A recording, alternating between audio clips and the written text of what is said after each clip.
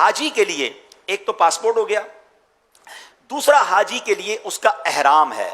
احرام آپ نے اچھی کوالٹی کا لینا ہے. احرام طرح طرح کے ملتے ہیں. احرام کوالٹی اسی وقت چیک کر لیں. کچھ لوگ پتہ کیا غلطی کرتے ہیں، احرام لیا، اس کو پیک اپنے بیگ میں رکھ لیا، کھولا بھی نہیں، اور اس کے بعد جس دن باندھنا ہے اس دن کھولا.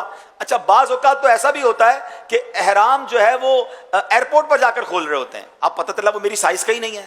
بعض اوقات ماشاءاللہ قد ان کا بڑا ہوتا ہے، تھوڑی ہیلتھ بھی زیادہ ہوتی ہے، اب وہ وہاں پریشان ہو رہے تھے یار یہ احرام تو میرے جو ہے وہ کوالٹی میرے اس کی نہیں ہے. تو احرام چیک کریں. سب سے مین چیز تو اگر کوشش کریں کہ ایک کاٹن کا احرام لے لیں، ایک تولیے کا احرام لے لیں. تو اس میں کیا ہوگا کہ آپ تہبند اگر چاہیں تو کاٹن کی باندھ لیں، لٹھا جس کو کہتے ہیں، اور اوپر تولیے کا احرام لے لیں. جب ایک ایک سیٹ لیں گے تو آپ کے پاس ایسے 2 سیٹ بن جائیں گے. ایک بھی لیتے ہیں تو حرج نہیں ہے، لیکن جیسے میں نے کہا کہ تھوڑا سا ایکسٹرا لے کر چلیں. ماشاءاللہ جب جا ہی رہے ہیں اتنا خرچ کر رہے ہیں تو یہ بھی آپ کے پاس ہونا چاہیے. کچھ احرام پر کلف لگا ہوا ہوتا ہے، ٹھیک ہے.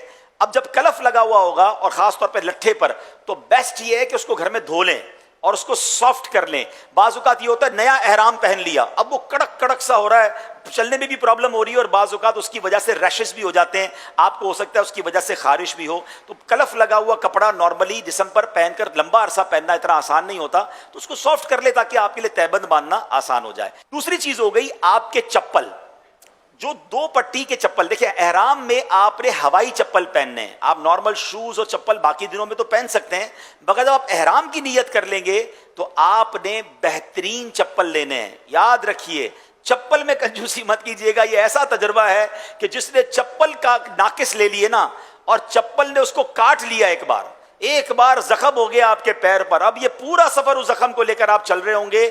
تو چپل کا تو میں مشورہ دوں گا کہ آپ وہ چپل خرید بھی لیں، اور خرید کر پاکستان میں ہی اپنے وطن میں چلنا بھی شروع کر دیں. اس کو تو یہیں چینج کر لیں، نہیں یار یہ میرے پیر میں صحیح نہیں آ رہا، دوسرا لے لیں. تیسرا چیک کر لیں. اور جو چپل آپ کو مافک آ رہا ہے نا کہ یار پیر بالکل مزیدار ہے، سافٹ ہے، اب ایسے کم از کم 1-2 لے لیں یا 3 لے لیں، کیونکہ وہاں کھو بھی سکتے ہیں. تو چپل اچھی خریدیں، احرام اچھا خریدیں. اور تیسرا آپ نے بیگ اچھا خریدنا ہے. ٹھیک ہے، بیگ کیوں اچھا خریدنا ہے؟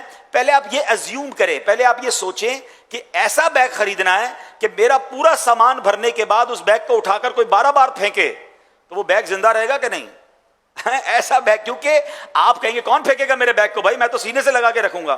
حضرت آپ شاید احتیاط سے رکھیں گے، مگر جو ایئرپورٹ کا اسٹاف ہوتا ہے آپ کا بیگ اٹھا کر باقاعدہ بیلٹ پہ پھینکا جائے گا، بیلٹ سے اٹھا کے جہاز میں رکھا جائے گا، جہاز سے پھر بیلٹ پہ رکھا جائے گا، پھر بس کی چھت پہ رکھا جائے گا یا بس کے اندر ڈالا جائے گا، بس سے نکالا جائے گا. اتنی جگہ اس کے ساتھ وہ کچھ ہوگا کہ جس کا آپ تصور نہیں کر سکتے.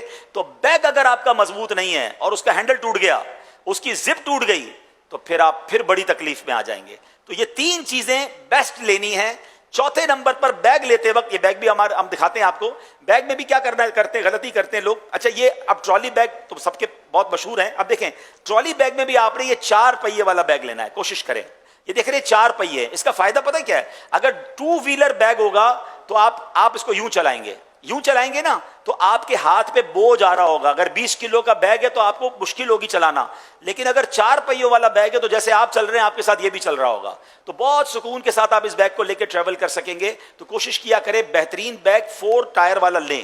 اچھا کچھ لوگ ٹرالی کے بغیر والا بیگ لیتے ہیں جو ہاتھ سے اٹھاتے ہیں. دیکھیں اگر آپ گاؤں وغیرہ کے ہیں تو ماشاءاللہ وہ تو تگڑے لوگ ہوتے ہیں، وہ اٹھا لیتے ہیں. ہم شہر کے لوگ اگر 5-10 کلو کا بیگ بھی ہاتھ میں ہے نا تو 1-8 کلومیٹر کے بعد وہ 5 کلو کا بیگ 50 کلو کا لگنا شروع ہو جاتا ہے. یہ اسکول بیگ آپ کو مینا عرفات کے لیے کام آئے گا، اور یہ آپ اپنے کاندھے پر آسانی سے پہن لیں گے. ایک کاندھے پر پہن لیں، دونوں پہ پہن لیں، تو اب آپ کا اس کا فائدہ کیا ہوگا کہ آپ کے دونوں ہاتھ خالی ہوں گے.